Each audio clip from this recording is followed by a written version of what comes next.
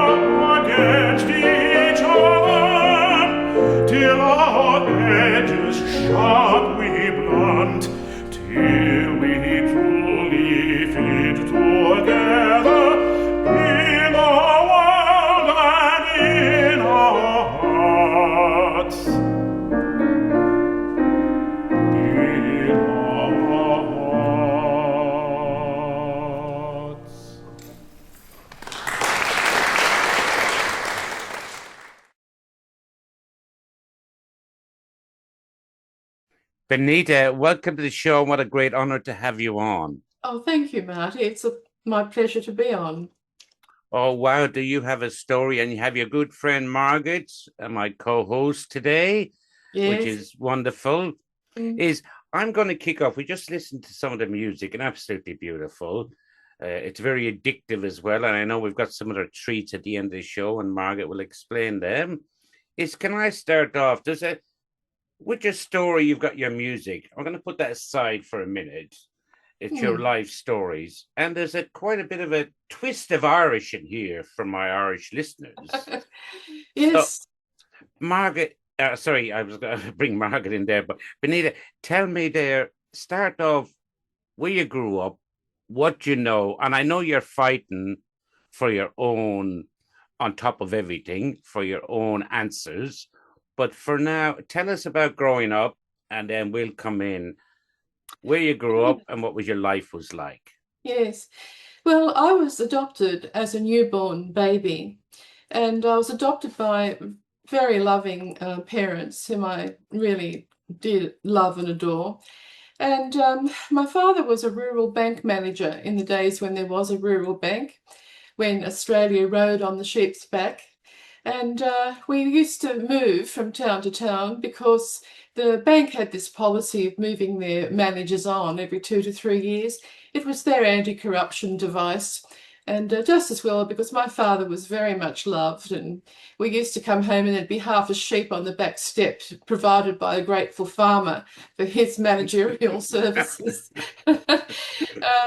Yeah, so but the problem with being an adopted baby and moving every 2 to 3 years was that not only had I lost my original roots, but I couldn't put down new roots that lasted.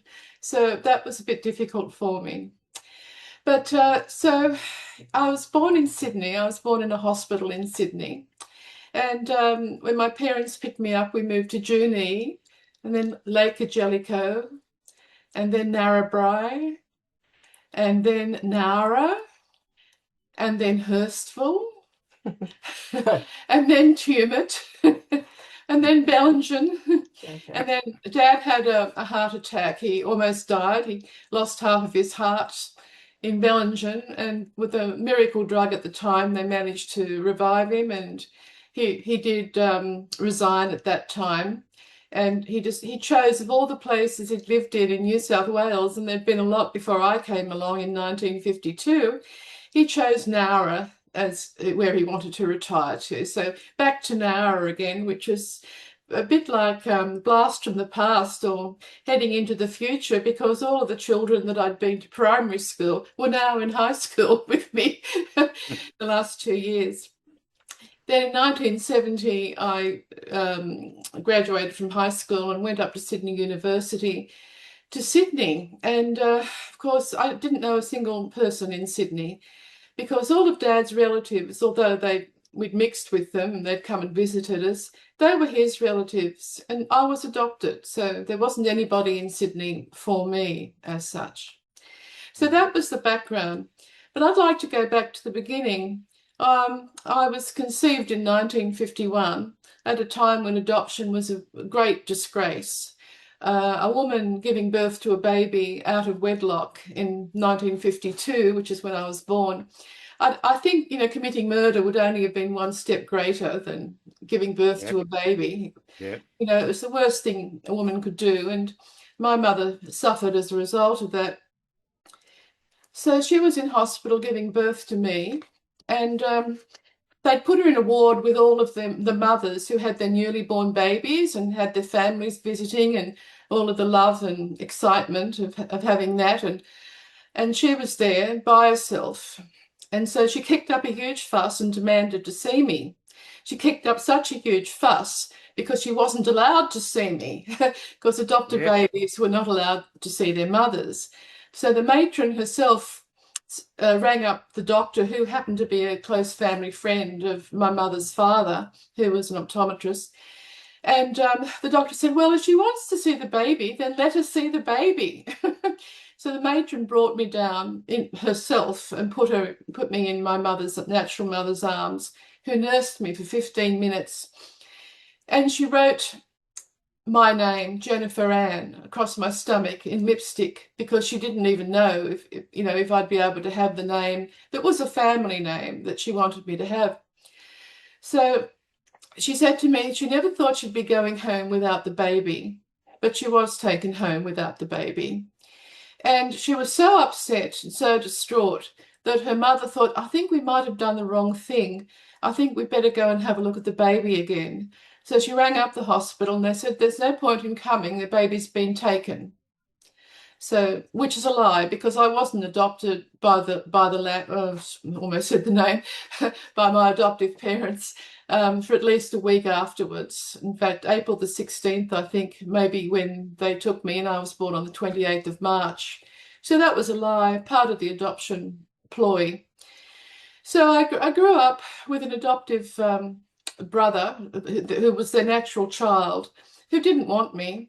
He was 4 and 10 months when I arrived, and apparently he said, what do we want her for? I think they would have been better off with a boy, but never mind. So I did suffer emotional and psychological abuse from him. The ordinary rough and tumble of siblings was just normal, I think, but he was jealous of me.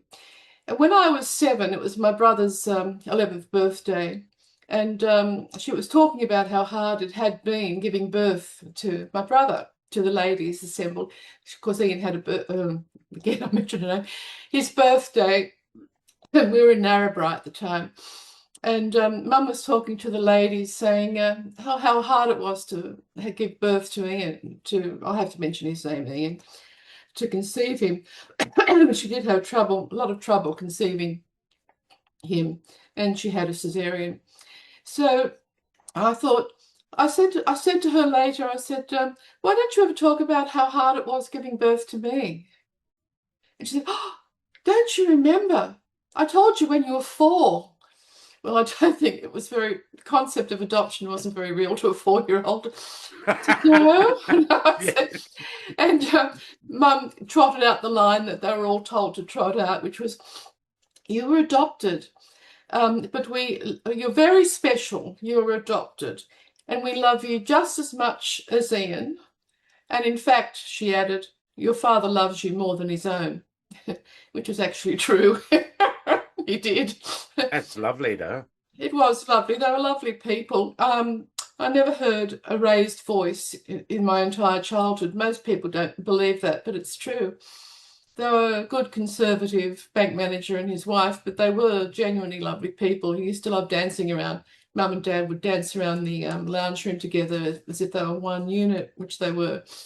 So when I was 13, I started to get the teenage blues and the problem of who am I? Oh, if I was adopted, who am I? Because I forgot to say that when I was told on that day that I was adopted at the age of 7, when I was told, it's like a white space enveloped me of shock. Absolute, everything went white around me. I didn't faint. It was just a cold whiteness descended upon me, which it's never really left. Anyway, so I was 13. Who am I? What am I here for? I'd never blamed my mother. I thought, oh, well, I would have done exactly the same thing if I'd been, in her shoes. And I was only guessing what the situation was because I was never told anything. In fact, I was told never to mention that I was adopted. It was absolutely verboten. Not because Mum and Dad cared about that, because the general populace would have certainly Society cared about that. Yeah, it's a stigma, a blemish. She might have come from very unsavory, origins. Yeah. And therefore you might be blighted with the same tar brush, Yeah. But there I was at 13, wondering one day, who am I? And suddenly a voice seemed to be within, not a real voice, nothing like that, but just a thought. The answer lies within. The answer lies within. It may as well, because there was absolutely no help whatsoever from outside. I wasn't allowed to talk about it. Wasn't allowed to talk about having been adopted. And then I had a reoccurring dream that I was in a war-torn country and that I had to blow up a train. And I blew up the train and it was a snowy park. And I went and hid in this snowy park until a woman said, "There he is. I saw him." I was a young man in this dream. And so I couldn't run and hide in the warehouse, even though I worked in a hardware store. I fled into the country and hid in the country. And that was a reoccurring dream up until the time I was 18. So I had that. Then I went up to Sydney. And eventually I thought, I'm going to write to the hospital and see if I can find out any birth records, because they were completely sealed. It was completely forbidden to find out anything about who you were or where you come from. You certainly couldn't find out who your parents were. Oh, no, sealed. Disgusting. And so I wrote to the hospital and requested information, and they wrote back saying they had no records. Well, I knew that was a lie because I knew I'd been born in this particular hospital. So I actually went to the hospital, went up to the top store, which is the top floor of the hospital, which is where they kept all the records. And I happened to meet a young woman. I had a young woman who met me at the counter. And I said, she smiled. She said, "How can I help you?" I said, "Well, I'm very interested in astrology, and I'd really like to see my birth card. I'd like to know what time I was born, because it's most important for your horoscope." She said, "Oh, okay." So she went off and came back and she said, "There are no records." And I said, "Well, are you sure? Because I'm very interested in astrology." And she looked at me and smiled and said, "Yes." She said, "Well, I'm very interested in astrology too." So she went off and came back with the birth card and said, "You were born at 4:35 a.m. I said, "Oh, is that my birth card? Do you think I could have a look at it?" And she handed it over, and there I saw my mother's. I already knew my mother's name because my father had told me her name, but that was all he'd say. There was her name and the address that she lived in when I was born, and my time of birth too, by the way. So armed with that, I went to the Mitchell Library and compared it to the 1952 telephone book, and yes, sure enough, there was the family. Compared it to the 1975 telephone book. Yes, they were still there. The same woman lived there, but I noticed that the father had died. It was just her name. So I knocked on the door, and she said, "How can I help you?" I said, "Well," I said, "your daughter was my mother." And she said, "Oh, that's impossible," mentioning her sister's name. "Oh, that's impossible. She didn't have any daughters." I said, "Oh, no, not that name, but this name. I'll call my adoptive mother Helen. Just because it'll be easy to go on with the story." No, Helen. And my grandmother went, "Oh, you'll be the saving of Helen. Quick, here's her address." So I went around to her and knocked on her door, and she opened the door and she looked at me and she said, "I know you. I've seen your face before. How do I know you?" And she said, "I think was it in Geelong?" I said, "No, but it's been too long." I said, "You christened me Jennifer Ann 23 years ago." "Oh, come in." So she's very excited and ran around, told all the neighbours, and told her son, who was 15 at the time, my half-brother. And when I wanted to know who my father was, she lied, and she said that he was the same man as was the father of my half-brother. And that was to save the young boy's feelings about the nature of his mother's morals. Yeah.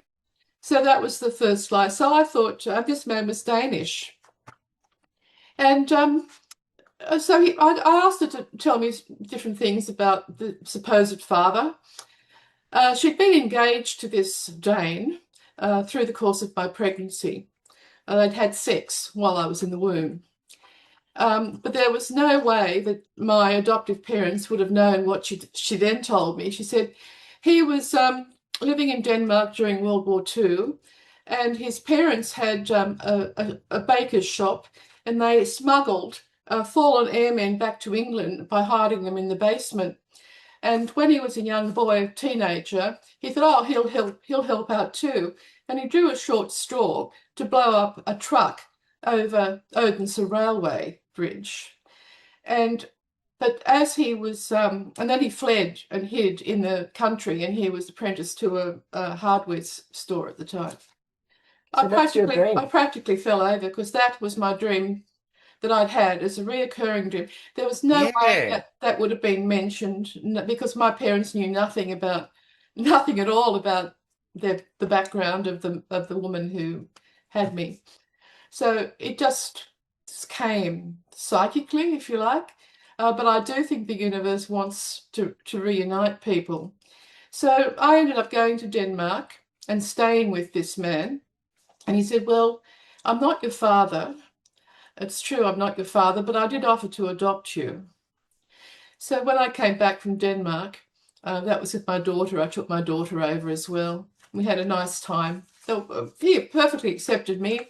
He was a cook, a chef, and he cooked a lovely pork roast for us. So it was a very nice visit. I'd been visiting other friends, and I thought I'd look him up, and so that happened.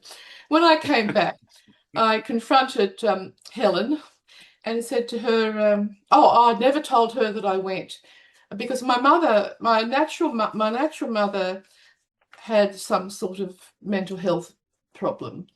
I think she was quite narcissistic, to be honest.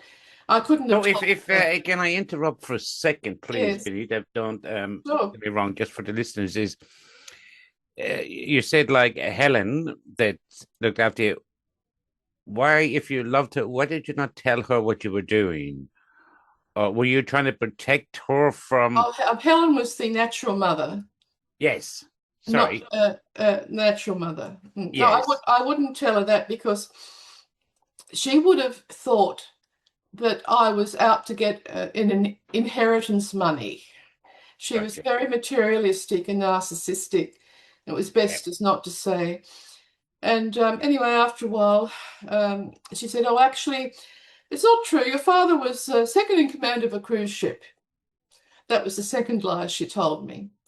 And after many years of talking to her about this, she finally said, well, the truth is he was an English merchant sailor, and we had a good time for 2 weeks. I said, what was his name? And she said, oh, I don't remember. Because they do At least she was honest. Well, she said it could have been John. Could have been John. And she did say that on 2 separate occasions. So there's a possibility there that it was John Bradley or John Byrne or some other names that have come up from legacy genealogy. But I do find that the universe does want to bring people together. For example, on one occasion, I went to Denmark again, by the way, and this is because at a luncheon for Origins, arranged by Lily Arthur and Diane Welfare. And may I say, Lily Arthur is a beautiful woman, and she's been on the show and a Yes, good friend. Absolutely yes. amazing, and does a lot of connections within art and a lot of stuff you're talking about. Because I'll let you throw it in, but as we move on, there is you have a great Irish connection also. Yes, as it turns out. But at this stage, I still thought it was a Danish connection. So we were at lunch in this hotel, and I had invited Helen, the natural mother, to come. And she said, oh, I might, I probably won't. So I knew we were going to be having lunch in the courtyard. So I said to the bar staff, I said, if a woman who looks a lot like me comes in, because we do look very similar, can you tell her that we're having lunch in the courtyard? And they said, oh, yes, we'll do that. So we'd started to have lunch, and there was one chair left next to me and having lunch. And in came this woman, this Danish woman, laughing her head off and saying, oh, they said that my daughter is here. I had a son, but apparently I have a daughter here too. This Danish woman. And she sat down next to me. We became great friends. And it turned out, and she invited me back to Denmark for Christmas. And her house was 15 miles away from my natural father's house that I'd already been to. So we invited them over for afternoon tea. But also it turned out, in terms of the universe wanting to bring people together, I had Diane Welfare already knew my natural mother, Helen, and I had a close friend at the time, Anne, and she already knew my natural mother too, because she used to have to vie for space on the dance floor in the All Nations Club with her. because my rather pushy natural mother used to try and hog the space in the dance hall. Anyway, I don't want to say anything unpleasant about her, but apparently my natural mother was always like this. It just wasn't to do with having given birth to me. Other members of the family have informed me that she had some problems always. Anyway, so there you see, I could have met her in any way, in numerous different ways. Well, I'm just wondering, can I step in here? Yes, please, Margaret. With your connection with astrology, did that interest start after finding the birth card and talking to the lady about the astrology? Is that where your interest in astrology came from? No, apart from at the age of 13 deciding, who am I, where do I come from, I found out that there were such things called horoscopes in the Women's Weekly, the Women's Weekly magazine my mother used to get every week. I never read it, but anyway, I know what it's talking about. Yeah. And I found out that I was an Aries. Oh, that's interesting. I'm an Aries. Are you? Oh, there you go. Are you an early Aries? I'm an Aries. I'm the 29th of March. Yeah, I'm the 28th of March. Wow. My daughter's the 31st. Oh. I've got 5 in that group from families. That'd be a very go-ahead kind of family grouping. Anyway, so because the Aries song is called your Aries song title? Ram in Spring. That's the title of the Aries. Oh well, that kind of makes sense Aries. for me, but we won't. It's not my show at the moment, guys. So don't bring me into it. I'll keep going. So that's how the interest in astrology happened, because I thought, oh, I can find out something about myself anyway. So I went along with that. Then later on, my friend Anne and I did an astrology course with Robert Connell, who wrote the astrology column for the King's Cross Whisper in Sydney.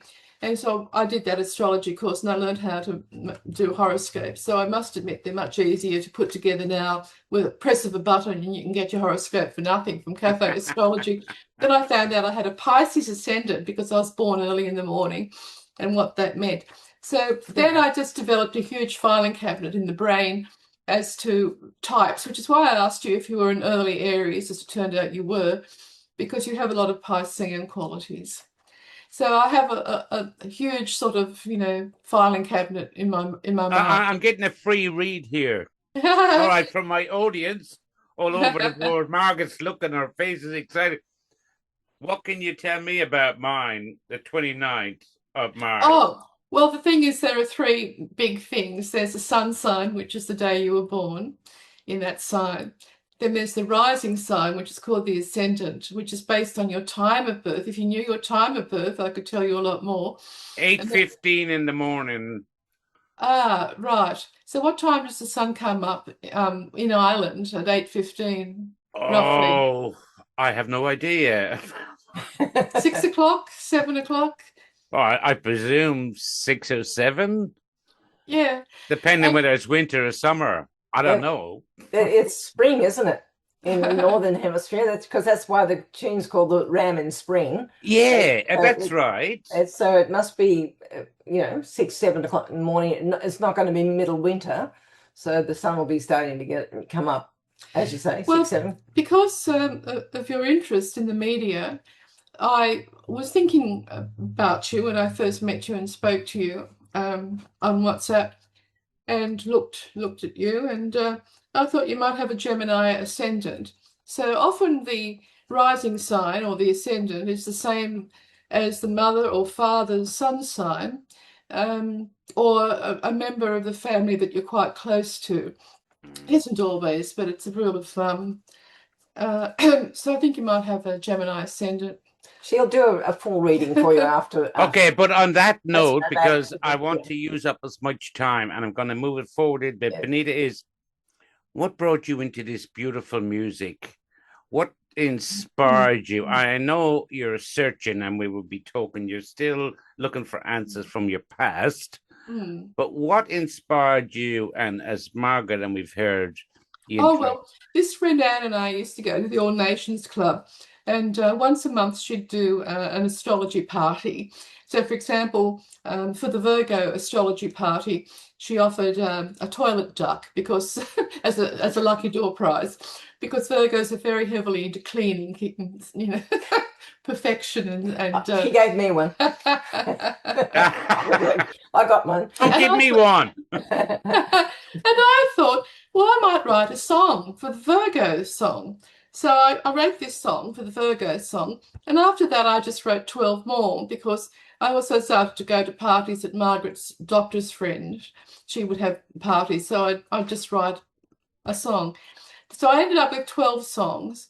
And eventually, and also, so I was always interested in music. I played the piano. I was trained, you know, first by the nuns from the age of 7 on, and in music in choir and in musicals in junior high school. So I'm musical as well. And I said to Margaret, I've got 12 songs. Lyrics. You had the lyrics for. Yeah, I had 12 lyrics. Could you set them? Could you do something about creating the music? But because I'd set it to songs I already knew. So the Virgo song was the Sergeant song from the Pirates of Penzance. And I thought I could really run into a lot of copyright problems. And Margaret said, well, and yes, as long as I can write the music, write 12 new songs and I'll compose music for them. Yeah. So I thought, okay, I'll do that. Yeah. So I did. And that, of course, it was the genesis of the cosmic wheel of the Zodiac. So that's how. And part of it there is because we're running out of time soon. I want to fit your music in. Is we have, as you know, with Michael Williams in Ireland, and there are people going to put up here. What are you looking for well, your message? What are you asking people? Which this goes in Irish all over the world. I'd like to know who my father was, my natural father. Yeah. If he's described as English, Legacy Tree Genealogy has done 3 reports for me, and they've seemed to have tracked it down. I'm actually 38% Leinster, Ireland, and my matches come from County Wicklow, including Dublin. And their name, they think I'm from the Bradley family. Henry Bradley was in the military. He married Mary Ann Phillips of Enniskerry, County Wicklow, in South Dublin in the 19th century. And Elizabeth Byrne, who was their daughter of County Wicklow, migrated to Yorkshire at the beginning of the 20th century. So I'm just, the closest they can come to is the great-grandfather, who was Henry Bradley, who was in the military. Now, there are other names like Elizabeth Brennan and the Dunn family, but that's about where it ends. So any Bradleys or Burns or Brennans who were in the, merchant navy, who migrated from County Wicklow at the turn of the 20th century to the north of England, and whose sons went in the English merchant navy. That would be the line of investigation. But it was Henry Bradley that was the name that was on the graph that Legacy Tree Genealogy gave me. But your friend Michael has investigated the Brennans for me, and that was interesting as well. So there's the Burns and the Brennans, but they seem to think that the Bradleys, it's all B, Benita. And I believe that one in the Irish one we heard from Michael was in the police, the guards in Ireland. Yes, we went ahead and he did. He sent all a big family of Brennans, James Brennan, and he was in the guards, or we would call them the police in those days. And so that was the Brennan family, James Brennan and Mary Brennan. They had 11 children, and 10 survived, which is pretty good for 1911. This was the 1911 Irish census. They were lucky. They won the lotto. Yeah, so they must have been very good parents. Of course, he was a sergeant of police, I would say, but sergeant in the guards. And a 28-year-old son of theirs was a clerk, and a 19-year-old was a dressmaker. And then there were little ones, and she had her last child when she was 43, which is pretty good. And my daughter's about to have her last child at 42 and 10 months, also a girl. Oh, beautiful. Yeah, so that's the Brennan family, which is, that they've seen links to the Brennan family and also the Pendreds. And Barry Pendred was, I think, a singer, definitely a singer with a guitar. He looked to me as if he was a pub singer because he had the white shirt, the faux shirt, and the jerkin. As they did. He was holding a glass of red, and he had As a you guitar. do. But unfortunately, he's passed. But he has children, and one of them is my second cousin. So, but the Burns were related to the Pendreds, and somehow or other the Brennans got in there as well. But as I say, on the graph of the Legacy Tree Genealogy sent me, they've got Henry Bradley as my great-grandfather. That's pretty Well, good. I would say that is hopefully that somebody will be listening to this and might just spark something. I know Michael Williams is on the case. No better man. Oh, Lord God. He'll do what he can get, and people listen to this. Now, just as we're just running out of time and we want to play this, and we've got some lovely photographs, what advice would you give? And Margaret knows I asked it. What advice would you give to younger people? Not just worrying, I'd use this word, not thinking about adoption or where did I come from? Because as you said, you had good parents as being adopted. What do you think? Is it the research? Is that for you for closure? Yes. Well, we're born without a birth manual. There's no instruction manual at birth. No. So I'd say look to astrology as I did too. But don't give up. Never give up, because there is a high degree of suicide and suicidal ideation in adopted people, because you never know what's around the next corner. And at the age of 13, how did I know that I'd have a reoccurring dream about an event in the life of a man who offered to adopt me? I mean, you just don't know. So never give up. But I don't think I've really mentioned that I've written this book. Margaret mentioned it. I was just about to bring that in. You got me there. Yeah.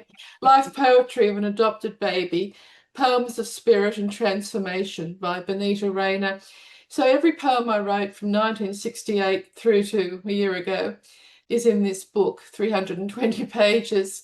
And where can people get that? We will put it up, and we have this to put up at the front and at the end, and in your podcast. Well, it's I know it's published. It's published by Austin MacAuley, and it's available worldwide. They have publishing houses in different countries, like including America, and on Amazon, isn't it? And on Amazon. Oh, that's yes, yeah. Yes. So that's. We will put the contacts. I'll leave that to Margaret. She'll make sure we have the contacts to put up there. Now, Benita, I want to finish off, and I could talk to you all the time, is where do people that want to talk to you, and we will put it up, how can they contact Benita? Well, I have an email address, and if you'd like to send me an email, I'm more than happy to respond. In fact, I'd love it. I'll say it and then spell it. GaiasCharts@hotmail.com. GaiasCharts@hotmail.com. So GaiasCharts@hotmail.com. And we will put what your contacts, but also what you're looking for. As I said, hopefully Michael will get some results because it's on the ground, and we'd love to do it. And we will tell our audience that we will come back with an update on Benita's story, and we're doing another episode along with Margaret. Now, Margaret, you're going to close us up here and tell us. And Margaret Brandman, her music, and you help a lot of people as well doing what you're doing. But can you tell us what we're going to finish up with here? Because I'm very excited about this, and I haven't even seen it yet. We're going to finish with a performance of The Water Dragon, which is our song for Scorpio. And I'm just going to say, Benita's wearing a lovely scarf that was given to her by the Prague Choir, and I'm wearing the Prague Choir shirt, which I brought for the Cosmic Wheel performance. Wow. It was by chance I found that shirt. Anyway, so this is the Water Dragon and the Scorpio song. And in the history, and Benita's worked this into her words, it's all about the water dragon that came out of the water and up onto land and has been in land too long. And the history is that scorpions were actually a creature like a lobster who came from the sea onto the land. So this is about she can tell you the first bit of the words. So it's all about a water theme, and I start with like a waterfall introduction. Yeah, very beautiful. And we have our colleague Desiree Regina, who I've spoken about before, singing this at our concert in 2018 when we launched the album, and I'm playing piano for her for that. And Benita will tell you a little bit more about the Scorpio song, or the 3 points. About Scorpio is a sign of deep transformations and difficulties and challenges in life. The highest expression is the phoenix, beneath that is the eagle, and beneath that is the snake. They can go to the very depths of human experience and soar to the highest peaks. So Billy Graham was a good example of soaring to the highest peaks. And they, through the course of their life, they transform themselves, hopefully, and so that they go to the deepest depths. In the water dragon goes to the deepest depths, but then soars up into the air. But then when he goes back down into the water again, he enters your heart again, because they learn the lesson of love, the importance of love, whereas it could have just been sex and adventure and crime even in the beginning, but over the course of their life, they can transform themselves and can be very, very spiritual at the end. Well, you've given us quite a few things here, Benita, as in you've got a lovely passion that goes forward, not just for your music. I know you're trying to find your biological father, and I admire that. And hopefully with our help here and other people that are listening to this, is that we can do that and give you a little bit of closure. But I would say most importantly, keep up the example that you're doing, and your music and everything is an example that you can overcome things, even whether you're adopted, whether you go through something. You're an inspiring lady. You really are. Mm-hmm. I'll just say also that underneath the photos, we're going to hear the cello version of Universal Truth, which from one of the albums, one of my albums, and that's just another aspect of the same melody, but it'll sound nice under the photos. It'll be absolutely, and I'm looking forward. And Margaret, thank you very much. Benita, it's been an absolute honor to have you on. We could have done under 2 hours, literally, but we will follow your story, and I hope, and to keep up the good work that you're doing and to be able to speak out. Margaret, thank you very much for joining me as a co-host, and I'll see you on the next episode. You're going to be joining me too. Yep. Yeah, and well done. So let's have a listen to this now, and with the photographs. So we'll pass it over to Joe. And for the audience here and worldwide, thank you so much for tuning in. And please follow Benita and Margaret Brandman's music. You'll find everything on there on same as Life Stories or Moral Injury. So, girls, I'll leave you in Sydney at the moment, and thank you so much. Really appreciate it. Bye-bye, Marty. Thank you again. Thanks for having me. Thank you. Okay, let's have a listen. You'll love this, guys. Okay, cheerio. Bye-bye.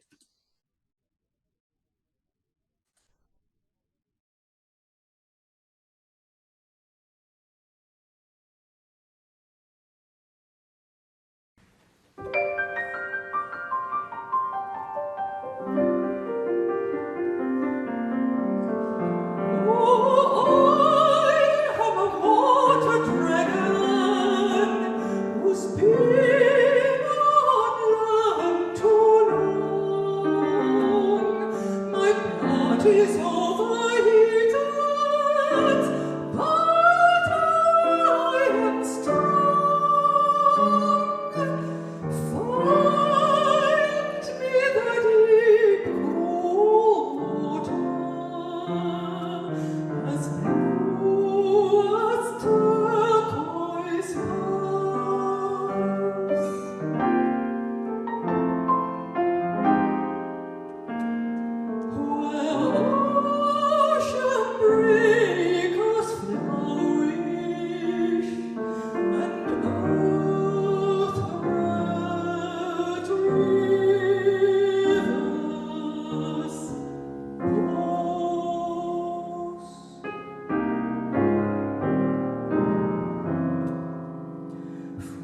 I shall fly when the time's